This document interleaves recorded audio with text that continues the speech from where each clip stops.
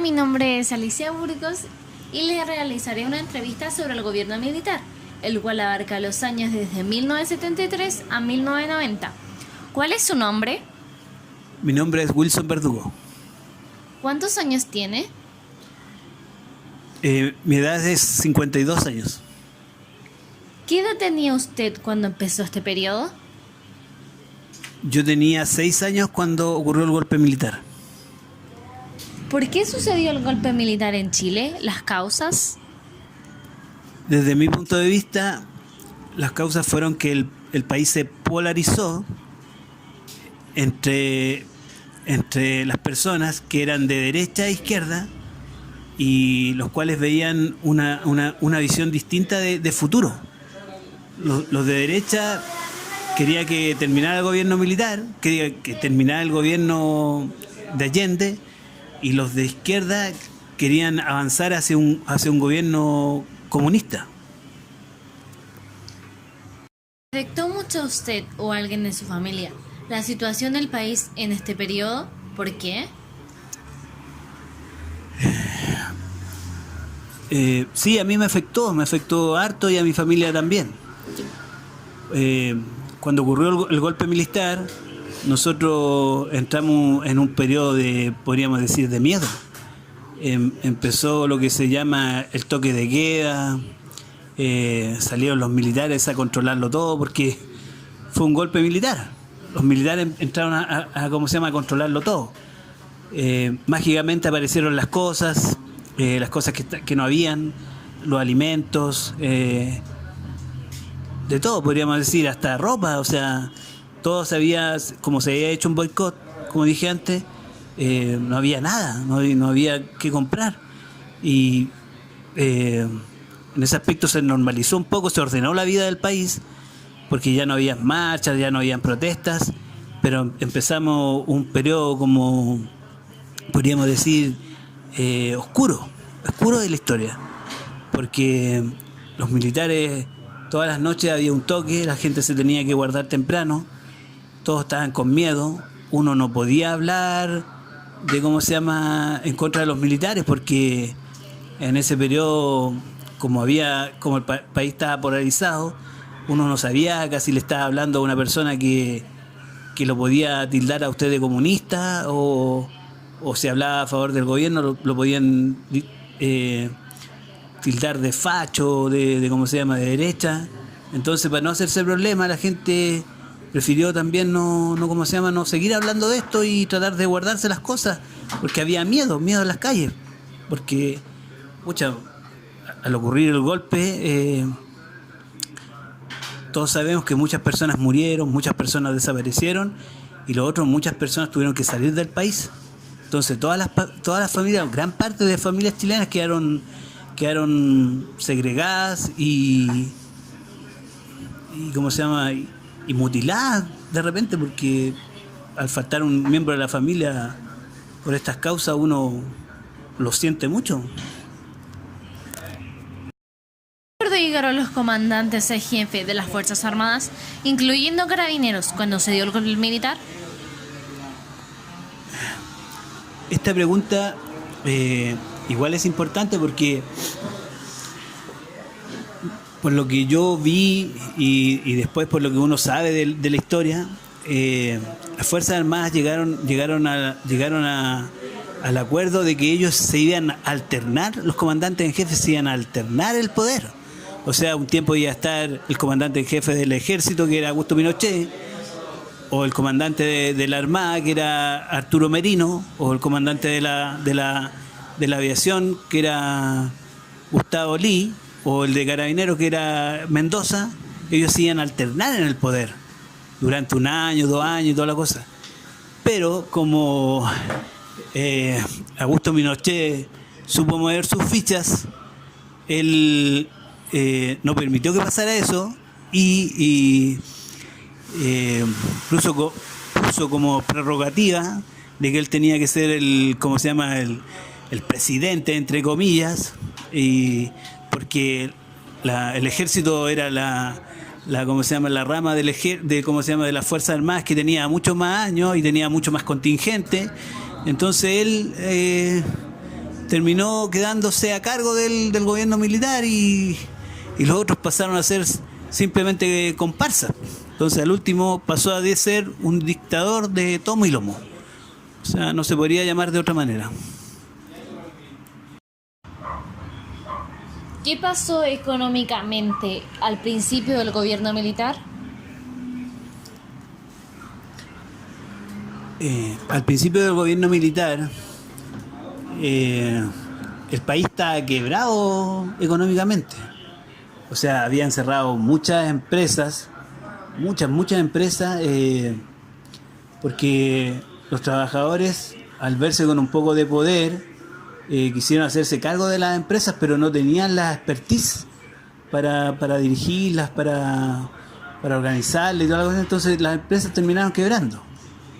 Al llegar el gobierno militar, había mucho cesante, muchas personas sin trabajo. Entonces ellos tuvieron que, para poder levantar el país, se hicieron campañas de recolección de joyas de oro, y se hizo un plan de empleo nacional, que eran dos planes, que eran para jefes de hogar y para personas trabajadoras, que eran el PEN y el POJ, que eran personas que básicamente iban a tener que hacer prácticamente trabajos por ser de barrer las calles, de hacer un hoyo, tapar el hoyo.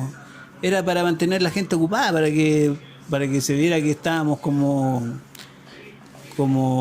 surgiendo un poco, entre comillas. Tratar de organizar a los trabajadores que tuvieran algo de trabajo para poder llevar algo de dinero a la casa y poder alimentarse. Podríamos decir que eso pasó. ¿En qué se basó la Constitución del 80? El régimen militar, y especialmente Augusto Pinochet, trató de legitimizarse, y como no lo podía hacer por otro medio, echó mano a hacer una nueva constitución, ya que la anterior era de 1925. Entonces ellos pretendieron que con una nueva constitución el país se iba a modernizar y ellos se iban a poder legalizar, entre comillas, o sea, Augusto Pinochet en este caso. Y bueno, se hizo todo un amarre, podríamos decir, porque habían ideólogos políticos en ese tiempo, y uno de ellos, podríamos decir que el principal, fue Jaime Guzmán, que que él, junto con otras personas, trataron de que nosotros fuéramos prácticamente un experimento neoliberal, y ese experimento lo iba a resguardar esta constitución, en que el Estado trata de ser lo más chico posible y se le dan las garantías a los privados para que hagan todo tipo de negocios a diestra y siniestra, y todo lo regule el mercado.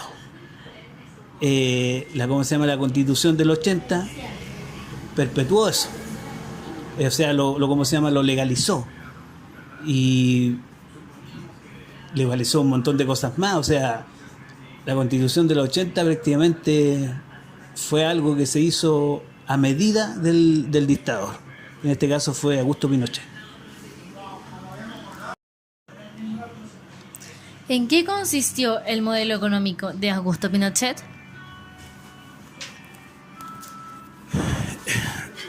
El modelo económico de Augusto Pinochet, bueno, como lo dije antes, fue un experimento liberal económicamente, porque, bueno, ellos trajeron un grupo de economistas de Estados Unidos que se les llamó los Chicago Boys. Ellos,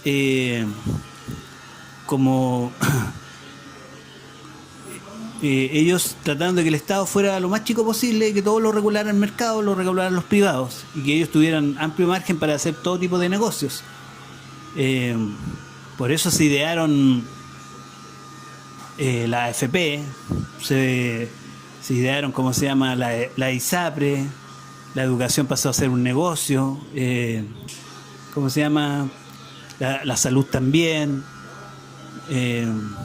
muchas otras cosas más. ¿Y en qué consistió este modelo? Que el Estado vendió muchas empresas, se despojó de muchas empresas que eran rentables y que, ¿cómo se llama?, y que le daban ganancias al Estado, pero que ellos dijeron que no, que los privados, los empresarios lo podían hacer mejor, y se vendieron estas empresas a precio de huevo, y se hizo la famosa política económica del chorreo.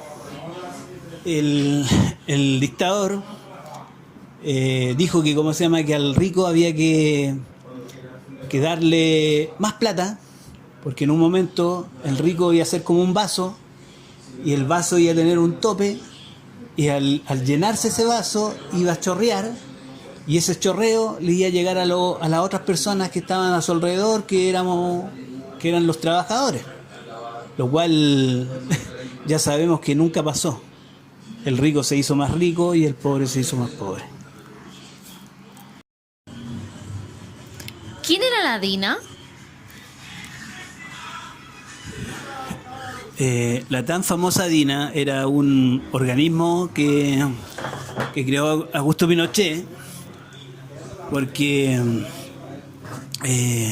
necesitaba infligir miedo a la población y a los militantes que todavía quedaban organizados de los diferentes partidos de izquierda o de centro, que ¿cómo se llama?, que ellos veían como enemigos y como potenciales adversarios. O sea, pensaban que en algún momento se iban a poder organizar y ¿cómo se llama?, y hacerle una posición más fuerte. Entonces él trató de desbaratar eso, como creando un organismo que eran diferentes, uniformados de las diferentes ramas de las Fuerzas Armadas, del Ejército, de la Armada, de la Aviación, Carabineros, investigaciones.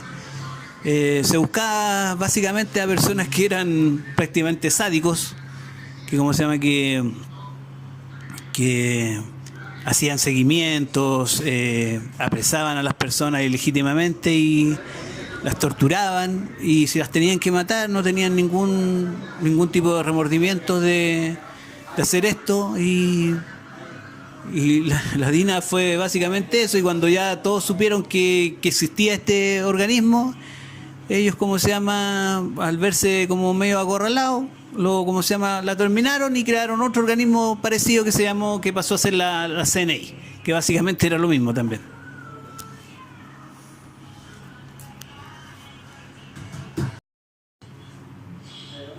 ¿Qué pasó con todos los exiliados que tuvieron que abandonar el país? ¿Volvieron?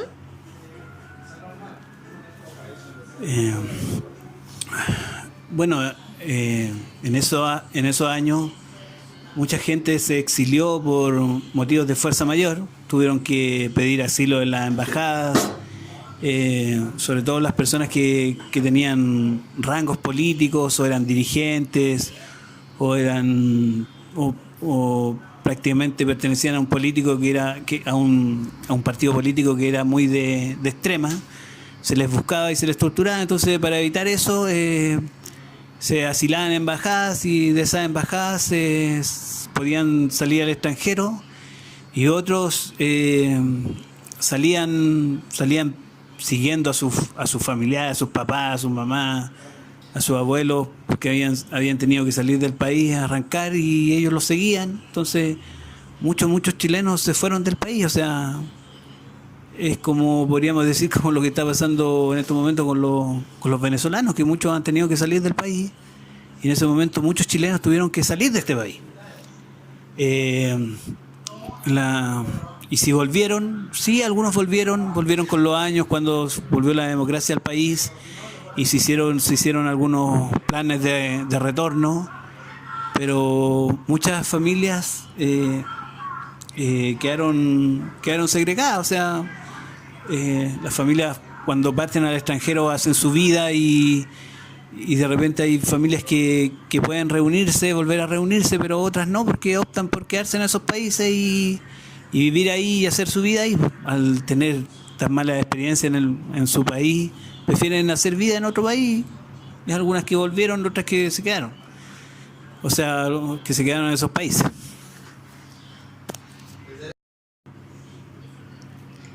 ¿Cómo es el modelo binominal creado por Jaime Guzmán en la Constitución del 80?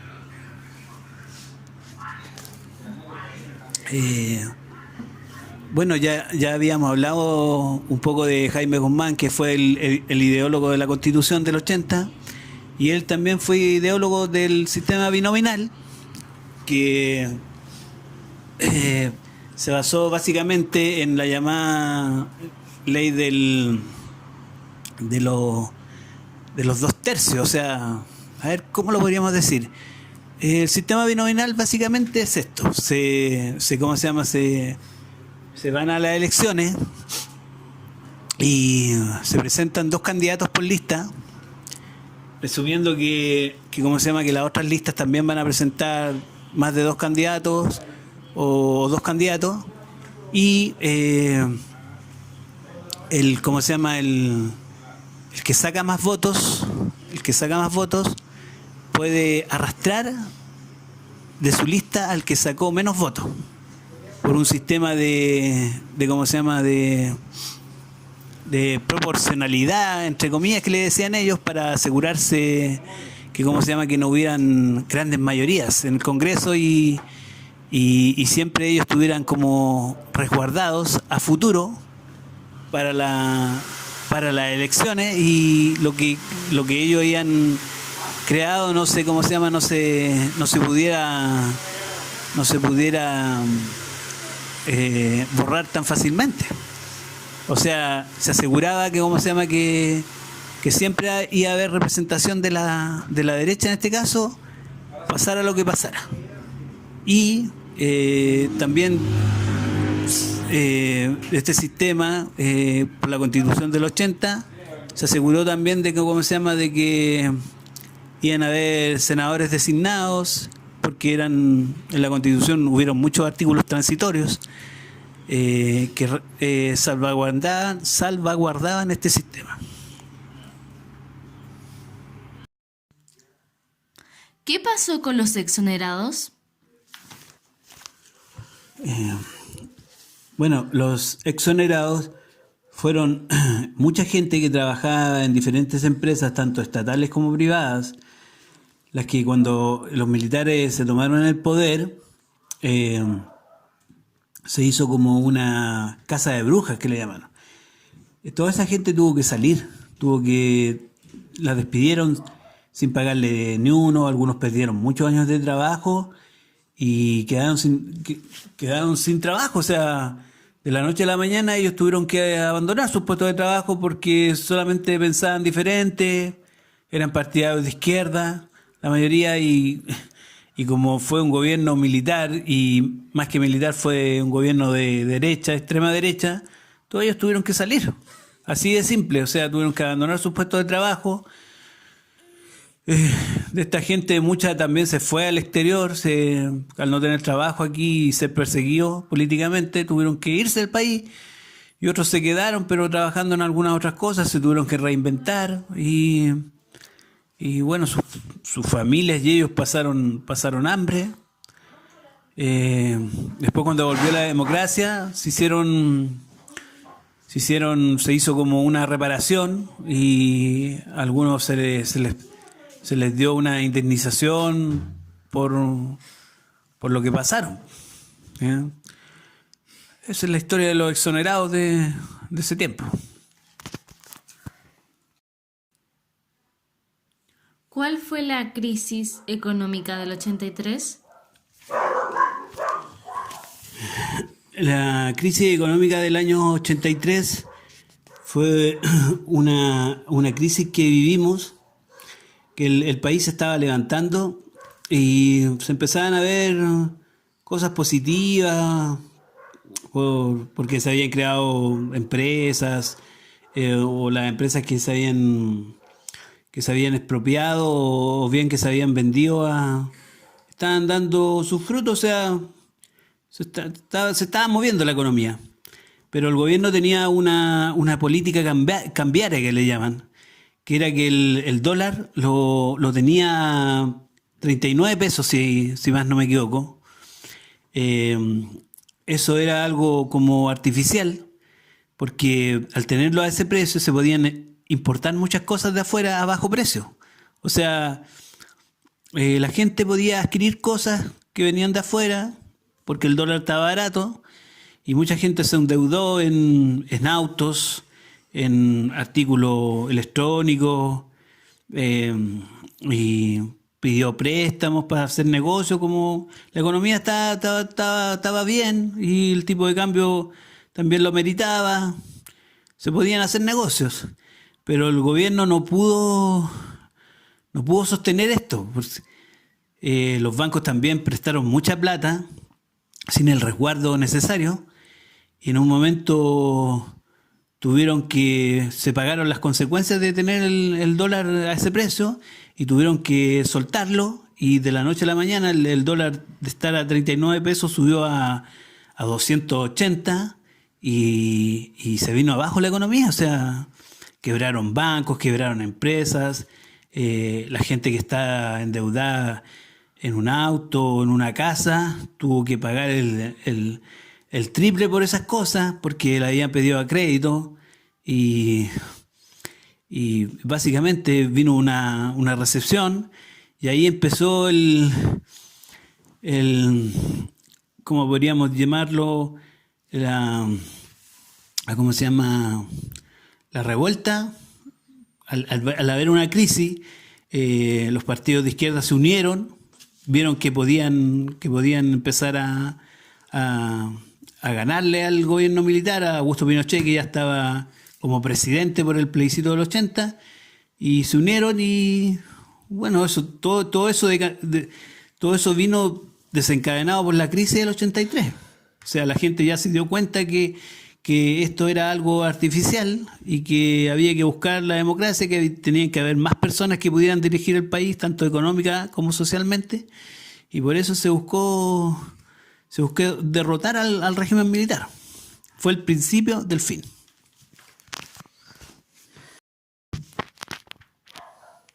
¿En qué consistió la venta de las empresas del Estado durante el gobierno militar?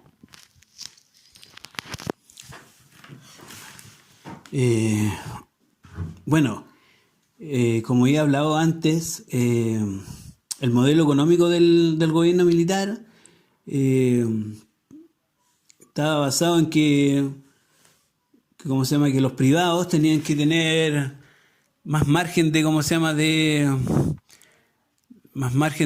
de actividad. Entonces, el Estado tenía que ser lo más chico posible. Entonces el gobierno militar dijo: tenemos que vender la mayor cantidad de empresas, y esto se hizo favoreciendo a los políticos más leales, a los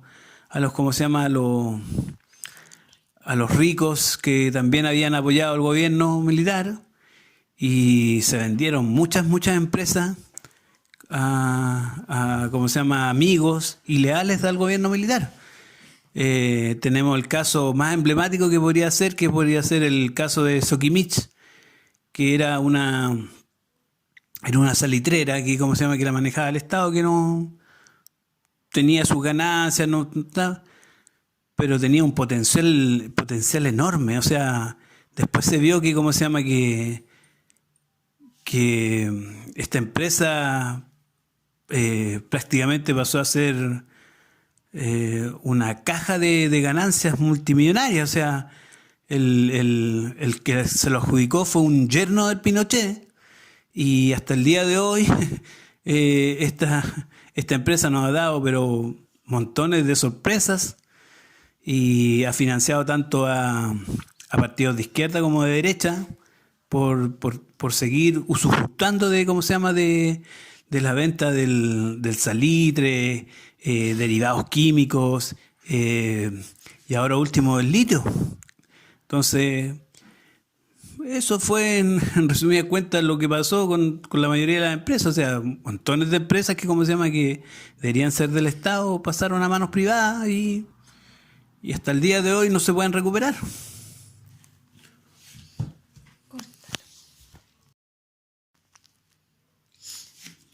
¿Cuáles fueron las consecuencias del gobierno militar?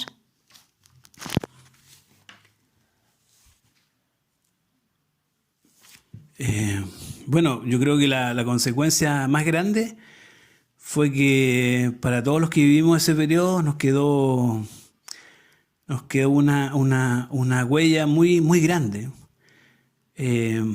Particularmente a mí, o sea, yo desde chico crecí con temor, y después más joven, yo estudiaba en el centro y las protestas eran pero recurrentes, y uno ahí, pues yo era chico, no vivía en democracia, pero anhelaba vivir en democracia, y, y las consecuencias fueron esas. O sea, nos marcaron tanto psicológica, económica, socialmente, muy grande. O sea, era otra forma de hacer gobierno. No, ahora yo me doy cuenta que ¿cómo se llama?, que pasados los años, fue un periodo oscuro de la historia de Chile, por todas las cosas que pasaron. Y bueno, llegó la democracia, hubieron cosas, también se puede decir que hubieron cosas buenas y cosas malas, porque hasta el día de hoy también estamos viendo eso. Ahora estamos luchando por otras cosas.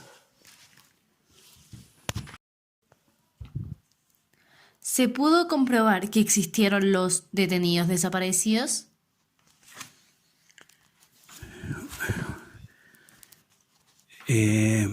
Los detenidos desaparecidos sí se pudo comprobar que existieron. O sea, en ese tiempo se desinformó mucho a la opinión pública, como la prensa, la televisión y la radio. ¿Cómo se llama? Estaban poco menos que presionados por el gobierno militar para que dijera las cosas que ellos querían que dijeran. Muchas veces decían que una persona desaparecida no estaba afuera en otro país, o que se había ido a Argentina y tenía otra familia, y se inventaban cosas, porque no, que andaba en Europa o que estaba en Cuba entrenándose para ser extremista y cosas así.